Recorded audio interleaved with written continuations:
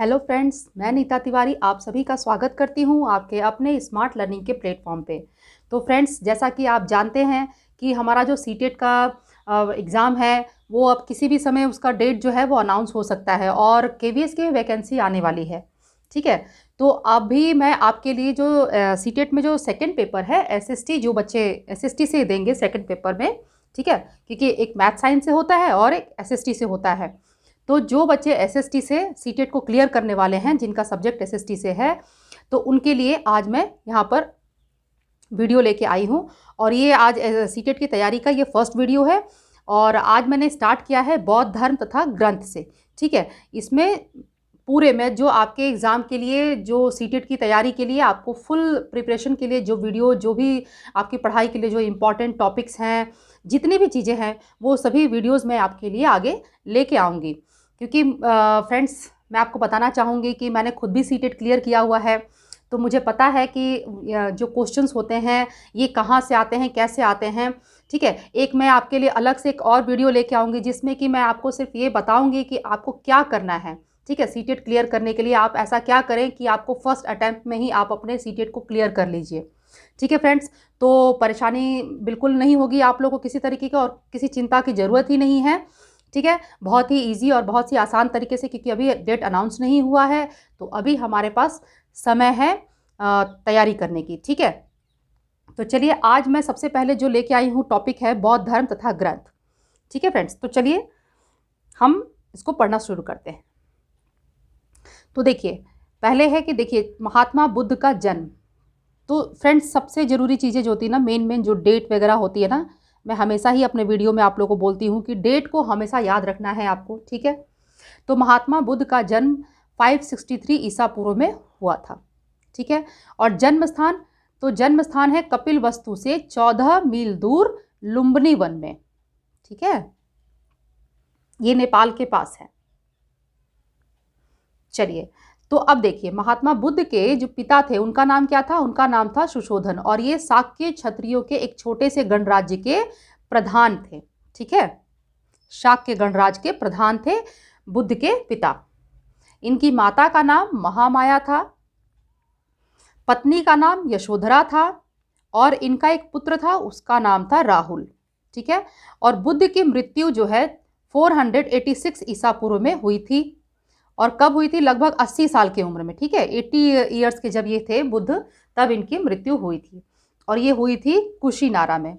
ठीक है, बहुत पहले जब हम छोटे थे तो हमारे बुक में एक चैप्टर था तथागत की अंतिम यात्रा, कुशीनारा तथागत की अंतिम यात्रा। ठीक है, तो पता नहीं आप लोगों ने पढ़ा है कि नहीं, लेकिन वो काफ़ी इंटरेस्टिंग है, हमारे बचपन में था, हमारे सिलेबस में था। खैर चलिए देखिए, तो यहाँ अब आगे है महात्मा बुद्ध 3 प्रमुख नामों, देखिए 3 प्रमुख नामों से जाने जाते हैं। कौन कौन से? तो बुद्ध, तथागत और शाक्य मुनि से जाने गए हैं। मैंने अभी आपको बताया ना, तथागत की अंतिम यात्रा कुशीनारा, क्योंकि कुशीनारा में उनकी मृत्यु हो गई थी। तो महात्मा बुद्ध जो है, इन्हें 3 प्रमुख नामों से जाना जाता है, जिनमें कि एक बुद्ध है, तथागत है और शाक्य मुनि। ठीक है, चलिए देखिए, महात्मा बुद्ध के जन्म के 7वें दिन उनकी माता महामाया का देहांत हो गया था। फिर उनका जो पालन पोषण है वो उनकी मौसी ने किया था। ठीक है, उनकी जो मौसी थी गौतमी, प्रजापति गौतमी, उन्होंने की थी। भगवान बुद्ध की मौसी थी वो। तो जब उनकी मदर का, उनके जन्म के 7वें दिन जब उनकी मदर का जो डेथ हो गया, तो उसके बाद जो है महात्मा बुद्ध को किसने पाला? महाप्रजापति गौतमी, जो कि उनकी मौसी थी। ठीक है, अब देखिए नेक्स्ट क्या है पॉइंट, कि 29 वर्ष की आयु में महात्मा बुद्ध को वैराग्य उत्पन्न हो गया और उन्होंने घर त्याग दिया। गृह त्याग की यह घटना क्या कहलाई? महाभिनिष्क्रमण। ठीक है, तो अब ये आपको याद रखना है, क्योंकि मैच द फॉलोइंग आ जाता है, आपको मिलान करने के लिए आता है। उसमें जैसे गृह त्याग है, उनका जो धर्म चक्र परिवर्तन है, जब पहली बार उन्होंने अपना उपदेश दिया था, तो ये सारी चीज़ें जो है ना क्या कहलाती हैं, ये इस तरीके से मैच करने के लिए आती हैं। तो ये सारी चीज़ें आपको याद रखनी हैं। ठीक है, अब देखिए क्या है कि महात्मा बुद्ध तो थे शाक्य गणराज्य के जो प्रधान थे यानी कि जो राजा थे उनके पुत्र थे। अब राजा थे, उनके पुत्र थे ये तो राजकुमार थे ना, इनके पास तो बहुत सारा धन दौलत था, बहुत सारा, लेकिन इनका जो मन था वो कभी भी उन चीज़ों में, राजपाट में कभी लगा ही नहीं। ठीक है, इनको कभी वो सब चीज़ें अच्छी लगती ही नहीं थी। तो इसकी वजह से इनके पिता जो थे वो भी बहुत परेशान रहा करते थे। उनको लगता था कि कहीं जो मेरा पुत्र है वो इसको बिल्कुल भी इन सब चीज़ों में इंटरेस्ट ही नहीं है।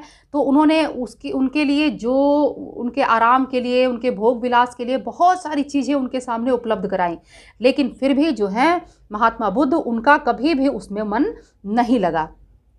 फिर क्या किया उनके पिता ने कि उनका मन लगे अपने राज परिवार में, राजपाट में, उसमें अपने शासन में। तो इसके लिए उन्होंने क्या किया कि जल्दी से जल्दी उनका विवाह भी करवा दिया। उससे उनके एक पुत्र भी हुए, ठीक है ना, राहुल। लेकिन फिर भी जो महात्मा बुद्ध हैं उनका उन सब चीज़ों में मन नहीं लगा। ठीक है, और देखिए क्या है कि जब एक बार महात्मा बुद्ध जो हैं वो अपने प्रजा में जब ऐसे ही घूमने निकले बाहर, तो उन्होंने 4 व्यक्ति को देखा। ठीक है, किस किस चीज़ को देखा था? एक जो वृद्ध व्यक्ति था, एक बूढ़ा, एक बीमार आदमी, एक डेड बॉडी मतलब एक मृतक को, और एक सन्यासी को। 4 लोगों को इन्होंने देखा।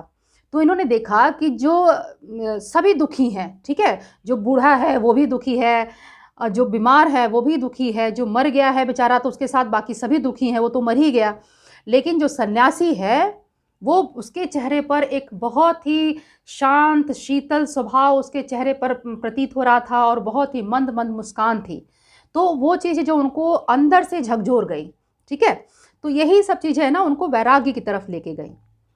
ठीक है दोस्तों, चलिए आगे बढ़ें। देखिए आगे, देखिए महात्मा बुद्ध ज्ञान की खोज में 7 वर्ष तक इधर उधर भटकते रहे। यही वजह था जब ये जो 4 चीज़ें उन्होंने देखी, तो उसके बाद उन्होंने जो है अपना गृह त्याग दिया।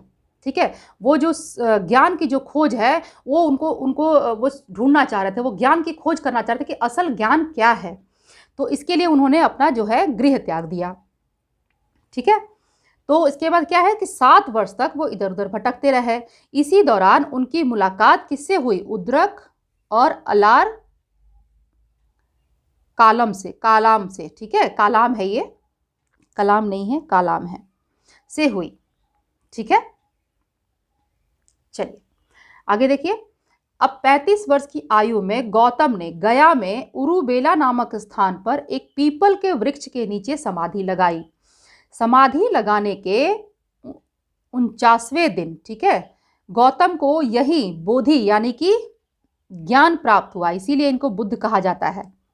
ठीक है, गौतम क्यों कहा जाता है? क्योंकि इनकी जो मौसी थी महाप्रजापति गौतमी, उनके नाम से इन्हें गौतम कहा जाता है, क्योंकि उन्होंने ही इनका पालन पोषण किया था। ठीक है, चलिए, ये सब बहुत ही छोटी छोटी लेकिन बहुत ही क्या कहते हैं, छोटी छोटी और बहुत ही मोटी मोटी मतलब कि प्रमुख बातें हैं, इंपॉर्टेंट बातें हैं आप लोग के लिए, जो कि यही सब क्वेश्चंस में आते हैं। ठीक है, बस इन्हीं पर आपको ध्यान देना है। चलिए आगे देखते हैं। इसलिए यह स्थान बोध गया, यानी कि जहां उनको ज्ञान प्राप्त हुआ, ठीक है, पीपल वृक्ष के नीचे जो है भगवान बुद्ध को, जो बुद्ध थे गौतम, उनको जब ज्ञान प्राप्त हुआ तब वो बुद्ध कहलाए। और ये जो जगह है वो क्या कहा है?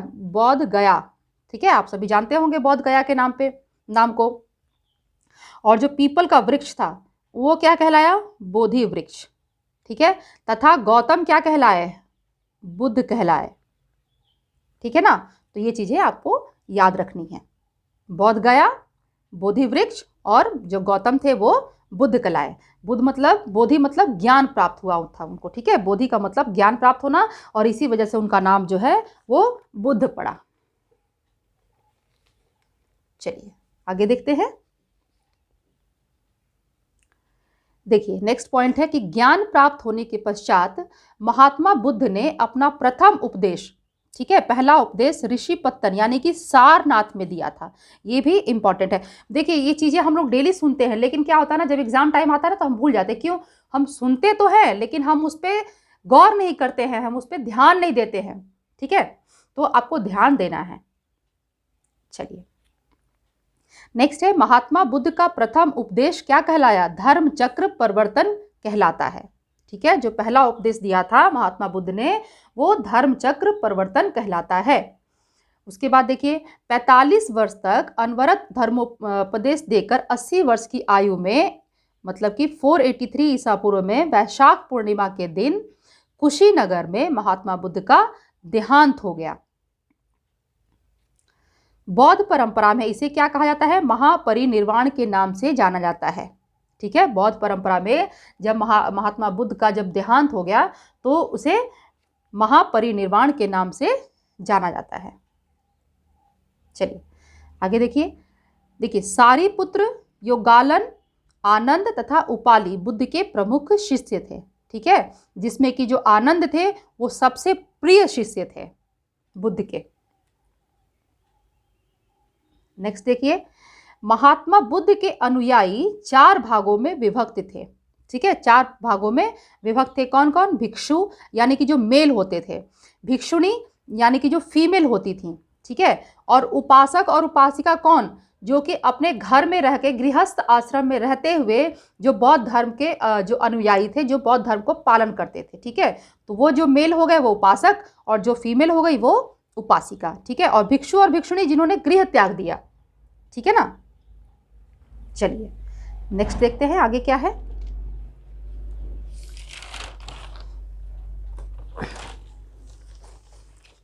चलिए देखिए, अब देखिए हीनयान, महायान तथा वज्रयान ये बौद्ध धर्म के संप्रदाय हैं। ठीक है, आगे देखिए महायान संप्रदाय का उद्भव प्रथम शताब्दी ईसा पूर्व में हुआ। उद्भव मतलब पता ही है आपको। इस संप्रदाय की स्थापना किसने की थी? नागार्जुन ने की थी। अब ये याद रखनी जरूरी है। ठीक है, कि महायान जो संप्रदाय है उसकी स्थापना किसने की थी? नागार्जुन ने की थी। यही सब क्वेश्चंस हैं मेरे फ्रेंड्स जो कि घुमा फिरा के हर साल ऐसे ही आते हैं। हीनयान में महात्मा बुद्ध को एक उपदेशक के रूप में स्वीकार किया गया है, जबकि महायान संप्रदाय में बुद्ध को भगवान के रूप में स्वीकार किया गया है। ये भी बहुत इंपॉर्टेंट है। ठीक है, हीनयान में देखिए, हीनयान में जो है उन्हें एक उपदेशक के रूप में स्वीकार किया गया है, जबकि जो महायान संप्रदाय है उसमें उन्हें बुद्ध को क्या माना गया है? उनको भगवान माना गया है। ठीक है, चलिए आगे देखते हैं। हीनयान संप्रदाय के लोग पाली भाषा का प्रयोग करते थे, जबकि पाली भाषा का कौन करते थे? हीनयान वाले जो संप्रदाय के जो लोग थे वो, जबकि जो महायान संप्रदाय के लोग थे वे संस्कृत भाषा का प्रयोग करते थे। ठीक है, नेक्स्ट देखिए वज्रयान संप्रदाय के लोग महात्मा बुद्ध को एक अलौकिक सिद्धियों वाला पुरुष मानते थे। ठीक है, जो वज्रयान संप्रदाय के लोग थे वो महात्मा बुद्ध को क्या मानते थे? मानते थे कि बहुत ही अलौकिक सिद्धि है इनके पास। ठीक है, तो ऐसा पुरुष इनको मानते थे ये लोग। अब देखिए दीपवंश एवं महावंश की रचना श्रीलंका में की गई। ठीक है, दीपवंश और महावंश की रचना जो है वो श्रीलंका में की गई। ठीक है, अब देखिए दीपवंश और महावंश क्या है? हीन जो संप्रदाय हैं आपके हीनयान, महायान, वज्रयान, इसके ऊपर मैं अलग से एक फुल एक्सप्लेन करके एक वीडियो आपके लिए लेके आऊँगी। ठीक है, तो आपको बिल्कुल सारी चीज़ें जो हैं वो बिल्कुल बारीकी से समझ में आ जाएंगी। ठीक है, अभी ये जो है एग्जाम के पॉइंट ऑफ व्यू से आप इसको बिल्कुल ऐसे याद रखिए। ठीक है, इसलिए मैंने यहाँ पर पॉइंट्स में बनाए हैं कि दीपवंश और महावंश की रचना श्रीलंका में की गई थी, क्योंकि इस तरीके से क्वेश्चन आ जाते हैं कि दीपवंश की सिंगल इसका भी आ सकता है कि दीपवंश की रचना कहाँ की गई थी या दीपवंश और महावंश की रचना कहाँ की गई थी। तो ये चीज़ें जो है आपको याद रखनी है दोस्तों। ठीक है, तैयारी ऐसी कीजिए कि सीटेट जो है जब आप देने बैठे तो बिल्कुल एक ही बार में आपका क्लियर हो जाए। और इसके लिए मैंने आपको बताया ही कि मैं एक अलग से आपके लिए वीडियो लेके आऊँगी जिसमें कि मैं आपको बताऊँगी कि आपको किस तरीके से अपनी तैयारी करनी है, आपकी क्या स्ट्रेटेजी होनी चाहिए। ठीक है, और आप जब एग्ज़ाम सेंटर जाओगे तो वहाँ आपकी क्या स्ट्रेटेजी होनी चाहिए, वहाँ आप किस तरीके से अपने जो क्वेश्चन पेपर है उसको सॉल्व करोगे। तो आपको मैं बता रही हूँ 110% आप फर्स्ट अटैम्प्ट में ही अपने पेपर को क्लियर कर लोगे।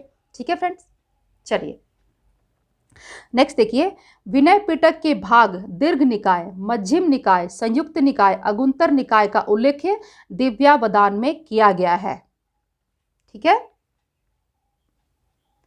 देखिए, बुद्ध का मत था कि यह संसार दुख से परिपूर्ण है तथा इस दुख का मुख्य कारण लोगों की तृष्णाएं हैं। ठीक है, बुद्ध का यही मत था कि संसार जो है वो पूरे दुख से भरा हुआ है और उसका कारण क्या है, लोगों की जो तृष्णा है, जो उनकी इच्छाएं हैं इतनी सारी, वो ही उनके दुख का कारण है। और उसका उपाय भी बताया महात्मा बुद्ध ने। देखिए, दुख निरोध हेतु महात्मा बुद्ध द्वारा प्रतिपादित अष्टांगिक मार्ग यानी कि मध्य मार्ग कहलाता है, जो उन्होंने अष्टांगिक मार्ग बताया है। ठीक है, 8 मार्ग बताए हैं जिसके द्वारा महात्मा बुद्ध ने कहा है कि जो इंसान जो है, मनुष्य जो है, वो अपने दुख से मतलब छुटकारा पा सकता है। ठीक है, तो इसमें अष्टांगिक मार्ग, जिसे कि मध्यम मार्ग भी कहा जाता है, इन्होंने बताया है। इसके ऊपर भी मैं अष्टांगिक मार्ग कौन कौन से हैं इसके लिए भी एक वीडियो आपको बना दूंगी, जिसमें कि देखिए क्या है कि सम्यक दृष्टि आती है, सम्यक वचन, सम्यक संकल्प, सम्यक कर्म, सम्यक आजीव, सम्यक व्यायाम, सम्यक स्मृति और सम्यक समाधि। ठीक है, ये 8 अष्टांगिक मार्ग है जिससे कि भगवान बुद्ध ने कहा कि मनुष्य जो है वो अपने दुख से छुटकारा पा सकता है। ठीक है, और ये बहुत ही सरल मार्ग, उन्होंने इसे सरल मार्ग कहा है, इसीलिए इसे मध्यम मार्ग भी कहा जाता है। चलिए नेक्स्ट देखते हैं। महात्मा बुद्ध ने मनुष्य के जीवन का परम लक्ष्य निर्वाण प्राप्ति बताया है। निर्वाण प्राप्ति से आशय है मोक्ष प्राप्त करना, अर्थात जीवन मरण के चक्र से मुक्त हो जाना। ठीक है, तो अभी आज के लिए मैंने बस इतना ही बनाया है आपके लिए। आगे अभी बहुत चीज़ें हैं जो कि आपके बुद्धिज्म में आपको जानना है, आपके एग्जाम के लिए बहुत सारी चीज़ें अभी बाकी है, लेकिन हम छोटे छोटे पार्ट्स में इनको पढ़ेंगे और समझेंगे। ठीक है, तो बाकी जो चीज़ें हैं, जैसे कि भगवान ने हमारे सभी मनुष्यों के लिए जो है इस दुख से छुटकारा पाने के लिए जो अष्टांगिक मार्ग बताया है, 10 शील और आचरण बताए हैं, फिर आपको जो बौद्ध साहित्य है, ठीक है, उनके बारे में, बौद्ध संगीतियाँ जो हुई हैं उनके बारे में, मैं सभी के बारे में एक एक करके एक एक वीडियो आपके लिए लेके आऊँगी, ताकि आपको जो है बिल्कुल कोई हौच पौच ना हो, आप आराम से चीज़ों को समझ सके और अपने एग्ज़ाम की तैयारी कर सके। ठीक है, क्योंकि हमें बहुत सारी चीज़ें पढ़नी है एसएसटी में, है ना। आपको पता है कि आपको एसएसटी में हिस्ट्री, ज्योग्राफी और सिविक्स, है ना, ये तीनों चीज़ें हैं, प्लस एसएसटी में भी पेडागोजी आती है।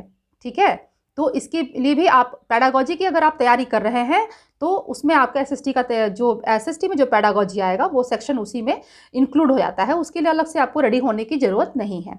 ठीक है, तो चलिए फ्रेंड्स, आज के लिए बस इतना ही। नेक्स्ट वीडियो मैं फिर आपके लिए लेके आऊँगी, जो बाकी इसमें जो बचे हुए पार्ट्स हैं वो छोटे छोटे वीडियोज़ में मैं आपके लिए लेके आऊँगी। ठीक है, तब तक आप मेरे वीडियो को देखिए और पढ़िए और अपने एग्ज़ाम की तैयारी कीजिए। ठीक है, और मेरा वीडियो पसंद आ जाए फ्रेंड्स तो आप मेरी वीडियो को लाइक कर दीजिए। मेरे चैनल को अभी तक अगर आपने सब्सक्राइब नहीं किया है तो प्लीज़ आप मेरे चैनल को सब्सक्राइब कर लीजिए और बेल आइकन को दबाना बिल्कुल भी मत भूलिएगा, क्योंकि अभी आपके लिए बहुत सारी वीडियो आने वाली हैं। तो आप जो है जब बेल आइकन को प्रेस करेंगे तभी मेरे नोटिफिकेशन आपके पास पहुंच पाएंगे फ्रेंड्स। और एक चीज़ और है, मैंने जो है क्लास 6, 7 इनकी जो हिस्ट्री और ज्योग्राफी, सिविक्स की वीडियोस जो फुल एक्सप्लेन है, एनसीईआरटी की जो बुक है उस पर भी मैंने 3-4 चैप्टर तो ऑलमोस्ट करा ही दिए हैं, तो आप उनको भी देखिए। ठीक है, क्योंकि जो क्वेश्चंस है वो उनके बीच में से ही आ जाते हैं। ठीक है, उन्हीं के मैं शॉर्ट्स में मैंने ये नोट्स आपके लिए, जो शॉर्ट नोट्स हैं वो यहाँ पर मैंने रेडी किए हैं, बट आप जो है उनको भी देखिए। वीडियो बहुत लेंदी मैं नहीं बनाती हूँ, छोटे छोटे वीडियोस हैं, तो आप आराम से उसे देख सकते हैं दोस्तों। तो आप अगर उसको देखेंगे तो आपको उससे भी बहुत ज़्यादा फ़ायदा होने वाला है। ठीक है, तो चलिए फिर हम नेक्स्ट वीडियो में मिलेंगे, तब तक आप लोग पढ़ते रहिए, अपने एग्ज़ाम की तैयारी कीजिए। ठीक है, तो अब की बार हमारा लक्ष्य रहेगा, अब की बार सीटेट पार। ठीक है फ्रेंड्स, चलिए फिर हम नेक्स्ट वीडियो में मिलेंगे, तब तक आप लोग अपना ख्याल रखिए, खुश रहिए, मुस्कुराते रहिए। Bye bye.